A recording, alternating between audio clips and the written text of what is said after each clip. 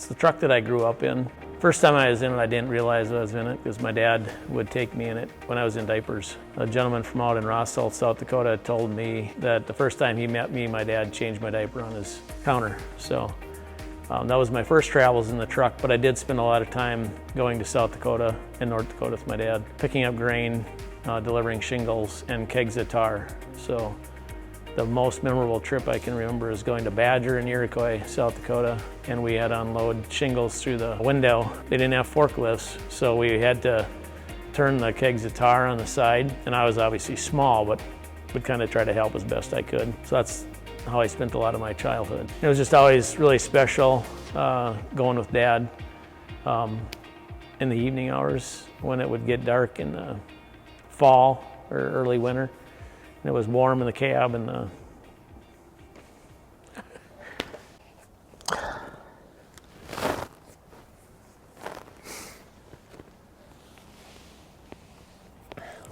so anyway, we do a lot of picking up of grain across North and South Dakota, western Minnesota. And then once in a while, especially like on MEA week, I'd have an opportunity to go with them down to the Twin Cities and go to the grain lines and dump at like GTA, elevator 1 and 2, and elevator D. And another good memory of mine is going with them, and then we would pull into like elevator D, which is kind of an interesting dump. It would lift the whole truck, and because they'd use flatbed trailers. And then we would wait in line and then until it was our turn, and then we'd pull up on the scale and we'd have to exit the truck. Well, the truck would go up in the air and the grain would all dump into the elevators. You would spend 4 to 6 hours waiting to get on the end of the dump. There was that many, the trucks were just lined up on the street back in those days. What I did a lot of time is when he'd come home, was just shining all the chrome, the aluminum. Another thing that was a real favorite for me is when I was young is just we'd know that Dad was gonna be coming home, and then we would hear the truck come. It was always just a lot of fun to, when Dad would come home, he would a lot of times have lumber on. It was just fun to see him because we probably hadn't seen him for 10 days.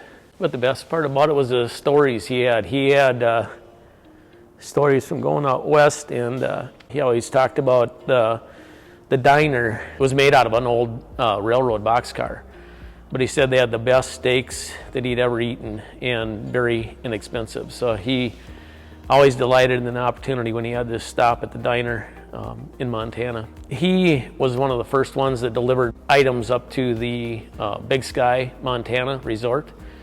And I remember him always talking about having to chain up in the summer. They wouldn't let him go up there until he chained up. So he had to chain up to make the delivery of the products for the ski chalet. He traversed a lot of Montana without the interstate, and the interstate was being built. So he'd get on stretches of interstate, and then he would end up on 2-lane and have to work around the different passes and stuff without major interstates. He also had a time where he was delivering in Idaho, and or I should say, I think he picked up in Idaho, and he climbed up the mountain to get up there to get loaded. And I remember him saying that he'd asked the guy, "Is there another way out of here?" And the guy said, "Nope." So he had to go right back down.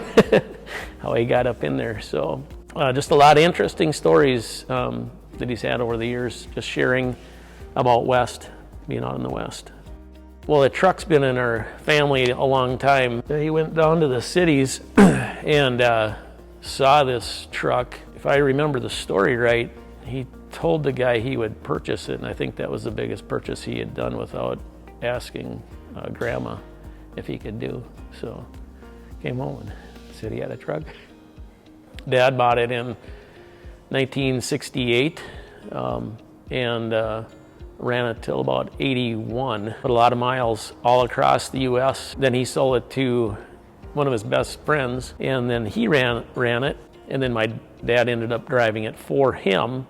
And we actually repainted it in 1987 to a green color. And then it was sold in about 1991 to another friend who was running and operating it until 2003 when we purchased it back. And then we had it for about 5 years. and then we restored it back to its original color and paint scheme. Dad just changed the color. The red here was white around this scheme. In 1976 we had repainted it, and then at that point we'd changed this to red and then added this stripe down here around the fender well. And then now since we have had it at shows, the Big Iron Classic Truck Show down in Casson, we've been up at Moonshine Madness in Osakis, been at Bruton Bonanza Valley Days with it, been in parades in Prenzburg, Minnesota, and just had it on display here at the shop for others to see and enjoy as well. One feature this truck does have is it does have a very small 36-inch sleeper on it, which most people probably wouldn't sleep in today. It was called a coffin bunk on it, is what it's called. So this truck is all original. It does have the original hood cab sleeper, frame rails. The only thing that's new on it is the air cleaners, the mirrors, some of the accessory parts, the mufflers, the things that wear out. It has almost 4 million miles on it. One other thing that's interesting is this is the original bumper on this truck. With a truck that's almost 60 years old, I bet you there's not another one around that says it has the original bumper on it. Dad had traveled all those years without a radio, without an air conditioning.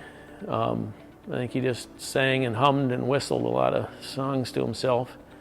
He did have an 8-track tape player in it in the early 70s, but in about 72 or early 73, somebody decided to go in the truck one evening, and they went right past his nice CB radio, which if they would have been smart, they would have stole that, but they went past that and they stole the 8-track player off of underneath the dash. And then I don't think he ever had music in it again other than that. This unit also does have 2 stick shifts. It's a 2-sticker, which today most are a single stick or no stick automatics. So it's an old man's truck.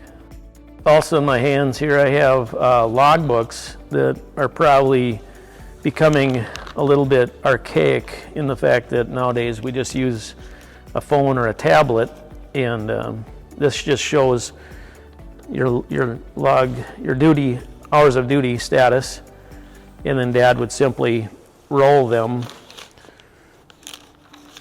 alternate directions so that you could see where he was, his hours of service and his pre-trip inspections and so forth, where he was headed and what he was hauling, which is something that is not commonly used today. It can be used, but most of the time nowadays it's all done electronically. I also have an atlas here that the Dad had in the truck and used.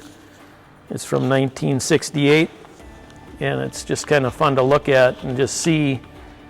If you look at the different states, especially like Minnesota where we're from, that a lot of the interstates were under development, weren't actually in place. So that's kind of one of the things that's interesting about that, in how the development of our road system with all the nice roads we have today. The future for the truck, I think, is just to have here and to be able to take out and to show people the development of the truck industry, but yet also how similar they still do look compared to some of the ones we do have. But there has been a lot of developments, especially in suspension ride and engines and transmissions, and especially in creature comforts with the cabs, with all the amenities we have in the cabs today. But my desire would be is just to be able to show my grandkids and their grandchildren what Grandpa used and how they moved America back 60 years ago.